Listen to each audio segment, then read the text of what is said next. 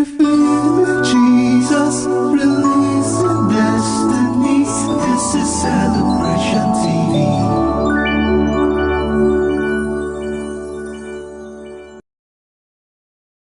Revealing Jesus, releasing destinies. This is Celebration TV.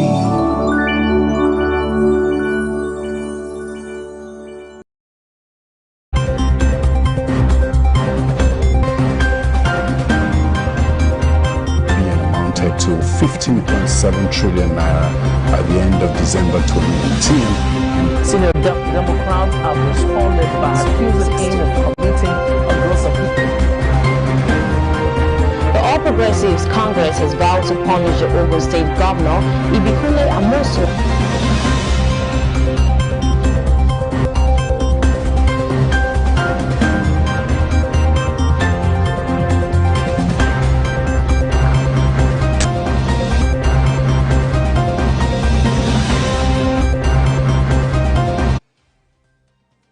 Welcome to News Desk on Celebration TV. I am Comfort James, and it is many thanks for joining us. Quickly a look at the news making the rounds for today. Buhari ACF hail Amina's reappointment as Deputy UN Secretary.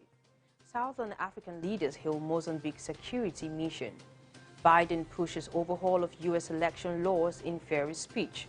Federal government overshoots debt servicing by 1.15 trillion naira in 11 months. Eagles begin fourth African chase against Pharaohs. Do well to stay with us as we bring you the news in details just right after this time out.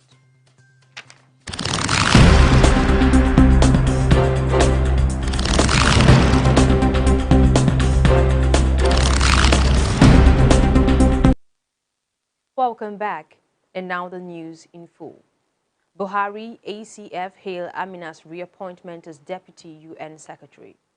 Nigeria's Amina Mohammed has been reappointed as the Deputy Secretary General of the United Nations. Mohammed, who is also the chair of the United Nations Sustainable Development Group, will now serve the second term as the Deputy Secretary General.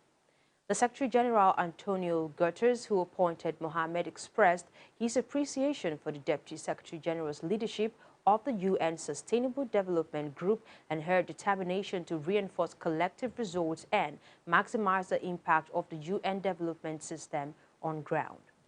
Prior to her appointment in 2017, Mohammed served as Minister of Environment of the Federal Republic of Nigeria, where she steered efforts on climate action and efforts to protect the natural environment. Meanwhile, President Muhammadu Buhari has felicitated Mohammed on her reappointment for a second term and assured her of the prayers and support of Nigerians, especially the Federal Executive Council, where she served for some years. And now moving forward, Umahi meets Buhari, declares 2023 presidential ambition. Ebonyi State Governor Dave Umahi has informed President Muhammadu Buhari of his intention to contest the presidential ticket of the All Progressives Congress. Umahi disclosed this after a closed-door meeting with the president at the presidential villa, Abuja. The governor's visit came barely 24 hours after the national leader of the APC, Asiwaju Bola Tinubu, met Buhari to notify him of his intention to contest for the same APC presidential ticket. Umahi confirmed to reporters that he discussed the issue with Buhari, who asked him to go and seek the support of the people. On November 30th, he said he did not defect to the ruling party to contest for the presidency in 2023, claiming that his decision was based on perceived injustice in the People's Democratic Party. Umahi said if given the opportunity, his presidency will replicate his efforts in Ebonyi State at the national level, saying that he has a lot to show in running governance as a business. The governor also said he discussed ways to resolve the Southeast security crisis through political solutions. In another development, JAM ready with approved CBT centers for UTME. The Joint Admissions and Matriculation Board said it had finalized the list of approved computer-based test centers in preparation for the 2022 Unified Tertiary Matriculation Examination. The board also reiterated its decision to have a hitch-free registration process for all candidates. This was disclosed in the latest bulletin released by the board. Reports have it that JAMB had earlier stated that it might experience delay in pre-registration activities for the 2022 examination due to circumstances beyond its control. While the board has yet to roll out the schedule for the registration and examination processes, it said to ensure a successful outing in the upcoming 2022 UTME registration and examination exercises, the Information Technology Services Department of the Joint Admissions and Matriculation Board has completed all necessary arrangements to release the list of approved computer-based test centers. And now bringing you news stories from around Africa.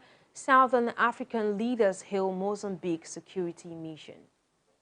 South African President Cyril Ramaphosa says there had been significant progress in tackling a militant insurgency in northern Mozambique after a multinational force deployed there last year. Ramaphosa, who chairs the Defense and Security section of the Southern African Development Bloc, gave the update at a summit called to assess developments in the region. SADC members and Rwanda stepped in 6 months ago to assist the beleaguered Mozambican army, bringing in more than 3,000 troops operating alongside Mozambican troops. Regional forces have helped to create safe passage for bringing humanitarian aid into jihadist-hit areas, he said.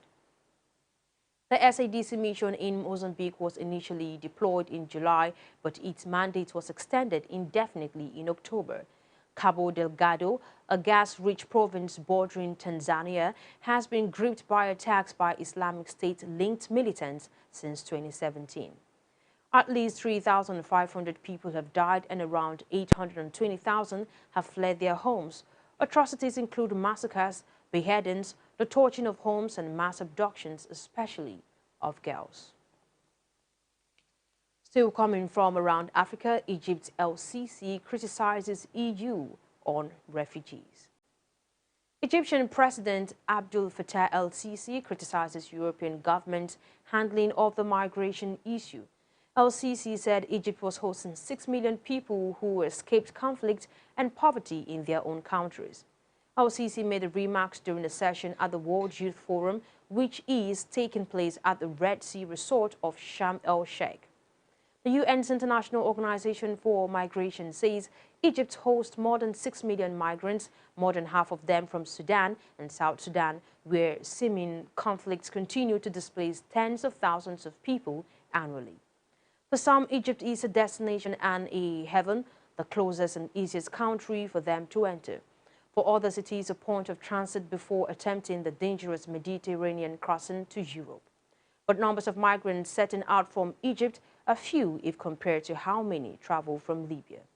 Libya has emerged as the dominant transit point for migrants fleeing war and poverty in Africa and the Middle East, hoping for a better life in Europe.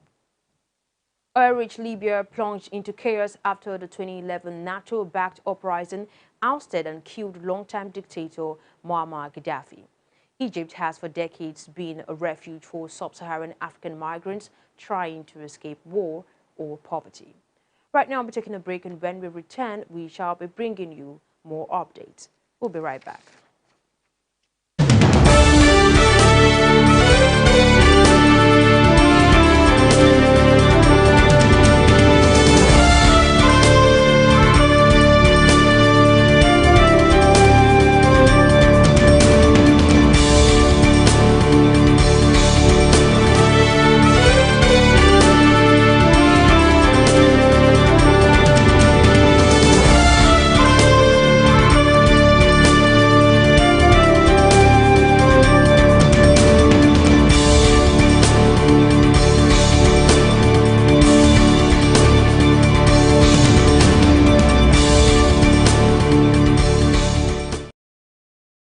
What business are you planning to showcase to the world?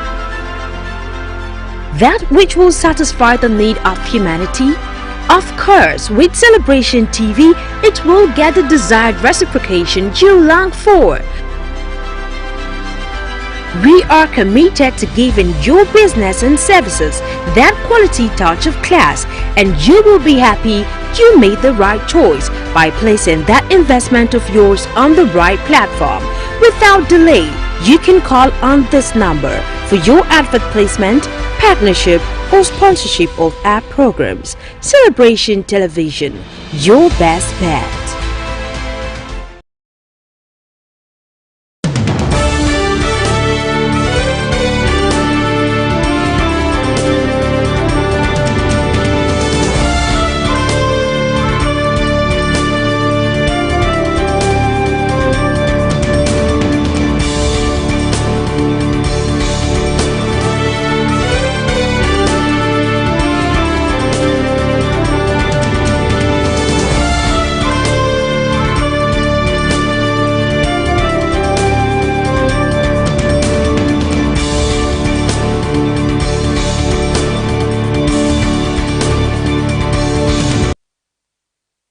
Welcome back. Still on News Desk, Biden pushes overhaul of U.S. election laws in various speech. U.S. President Joe Biden has called for a historic change to Senate rules as he seeks to overhaul the country's elections laws. In an impassioned speech, he said he supported changes that would allow his voting reforms to be passed without the support of opposition Republicans. Misgivings from two senators in his party are hampering his plans, and no Republicans have backed them. Currently, a majority of 60% is needed to pass most legislation in the Senate. And with the upper chamber of Congress split 50-50 between two parties, Mr. Biden's sweeping election bills are almost certain not to pass unless there is a change to that rule. Such a change is unlikely, analysts say, as it would require the support of every Democrat in the Senate, as well as a tie-breaking vote of the Vice President. The bills, the Freedom to Vote Act and the John Lewis Voting Rights Advancement Act, passed the lower chamber, the House of Representatives, last year. The former would introduce standardized nationwide voting rules as opposed to the current patchwork of state-by-state rules. The John Lewis Act, meanwhile, would require certain states to obtain government permission for any change to election regulations. I'm bringing you more updates from the UK. Prime Minister to face MPs following revelations. Boris Johnson is to face MPs later at Prime Minister's questions amid demands for him to say whether he attended a drinks event in the Downing Street garden during lockdown. It will be the Prime Minister's first public appearance since it emerged 100 staff were invited to the May 2020 gathering. Mr. Johnson has so far declined to say whether he attended it. However, a number of Conservative MPs have said this position is unsustainable. On Monday, RTV published a leaked email from Mr. Johnson's principal private secretary, Martin Reynolds, inviting staff to socially distance drinks in the number 10 garden on 20th May 2020 when lockdown rules in England banned large outdoor gatherings. Witnesses have said the Prime Minister and his wife Carrie were among 30 people who attended the drinks. Liberal Democrat leader Sir Ed Davey said if the Prime Minister had a shred of decency left, he should resign today. He added that Mr. Johnson was incapable of leading the country through this public health crisis, accusing him of being a threat to the health of the nation as the public would not listen to anything he had to say. And now moving to news stories from the world of business. Federal government overshoots debt servicing by 1.15 trillion naira in 11 months. The federal government exceeded its debt service allocation by 1.15 trillion naira for the period between January and November 2021, documents have shown. A copy of the public presentation of the 2022 approved budget by the Minister of Finance, Budget and National Planning, Mrs. Zainab Ahmed, showed that the federal government allocated 3.32 trillion naira for debt servicing in 2021. Further breakdowns show that from the total of 3.33 trillion naira, domestic debt was expected to go up 2.18 trillion naira, foreign debt 940.98 billion naira, and sinking fund 200 billion naira. Based on the allocation, the document further showed that the federal government hoped to have spent a total of 3.5 trillion naira on debt servicing from January to November 2021. Further breakdowns show that it hoped to have spent about 2 trillion naira on domestic debt servicing, 862.48 billion naira on foreign debt servicing, and 183.33 billion naira on sinking fund. However, the minister's presentation